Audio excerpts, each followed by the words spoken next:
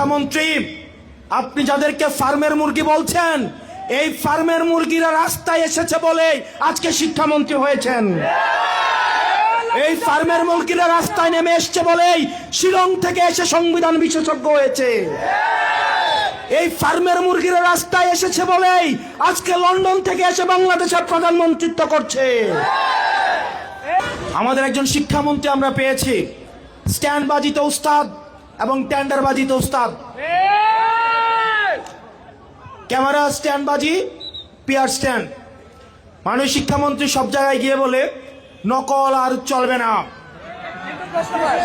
2026-এর শিক্ষার্থীরা আপনাদেরকে দেখিয়ে দিচ্ছে এই স্ট্যান্ডবাজি আর বাংলাদেশে চলবে না।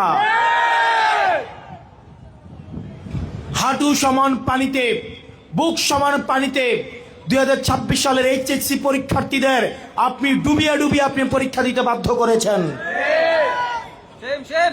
এবং একটা পরীক্ষার প্রশ্ন আপনি প্রণয়ন করেছেন। আপনি পরীক্ষার প্রশ্নের মধ্যে 2টা সৃজনশীলে আপনি ভুল দিয়ে রেখেছেন।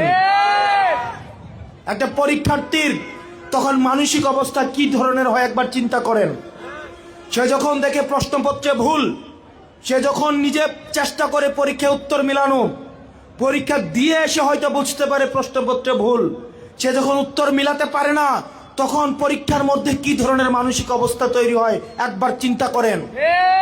আপনারা একবার দুঃখ প্রকাশের প্রয়োজন বোধ করলেন না, বরং এই শিক্ষার্থীদেরকে আপনারা বলছেন মাদকাসক্ত।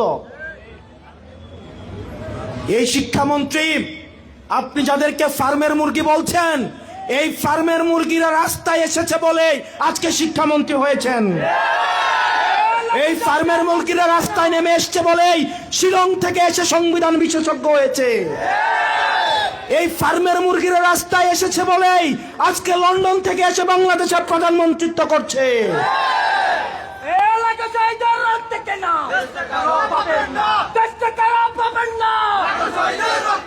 শিক্ষামন্ত্রীকে বলবো, শিক্ষার্থীরা গিনিপিগ নয়। শিক্ষার্থীদেরকে নিয়ে এক্সপেরিমেন্ট বন্ধ করুন। কিছুদিন পর পর একটা জিনিস ইচ্ছা হয়, আপনারা সেটা তাদের উপরে চাপিয়ে দেন, শিক্ষার্থীদের উপরে চাপিয়ে দেন। এই শিক্ষার্থীদের আপনাদের এক্সপেরিমেন্টাল টুল না, যে যখন ইচ্ছে তাদেরকে নিয়ে এক্সপেরিমেন্ট করবেন, এক্সপেরিমেন্ট ফেল করলে আবার সে এক্সপেরিমেন্ট তুলে নেবেন। কারণ আপনাদের সন্তানরা দেশে পড়াশোনা করে না, আপনাদের সন্তানরে আপনারা বিদেশে রেখে পড়াশোনা করান। পরের সন্তানদেরকে রাস্তায় রেখে রাজনীতি করাবেন, পরের সন্তানের ভবিষ্যৎকে নষ্ট করবেন, পরের সন্তানদেরকে নিয়ে এক্সপেরিমেন্ট করবেন। এই বাংলাদেশ নিয়ে এক্সপেরিমেন্ট আর আমরা আপনাদেরকে করতে দিব না।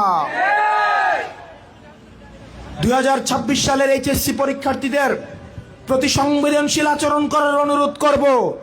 না হয় এই শিক্ষার্থীরা যদি রাস্তায় নেমে দৃঢ় অবস্থান নেয়, আপনার পাটাতন যে শক্ত না, এই অর্ধবেলা আন্দোলনেই সেটা বোঝা গিয়েছে।